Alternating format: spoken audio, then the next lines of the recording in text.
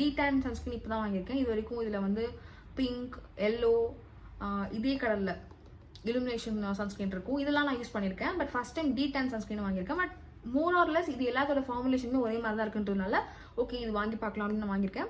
Remaining 3மே நான் வந்து use பண்ணிட்டேன். ஓகேவா, ஐ திங்க் பிங்க் வந்து ஒரு ஆயில் கண்ட்ரோல் அப்படின்றதுனால ட்ரை ஸ்கின்க்கு யூஸ் ஆகாது. பட் ஆயிலி ஸ்கின் இருக்கிறவங்க அதை யூஸ் பண்ணிக்கலாம். அந்த ரீசனுக்காக நான் மாய்ஸ்சரைசரும் சேம் பிராண்ட்லேயும் வாங்கலாம் அப்படின்னு நினச்சி வாங்கினேன்.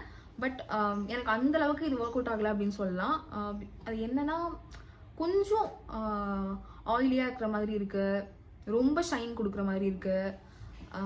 அதனால எனக்கு இது அவ்வளோ பிடிக்கல. பட் செராவி அப்படின்ற ஒரு பிராண்டோட மாய்ஸ்சரைசர் தான் இது வரைக்கும் நான் எப்போவுமே யூஸ் பண்ணியிருக்கேன்.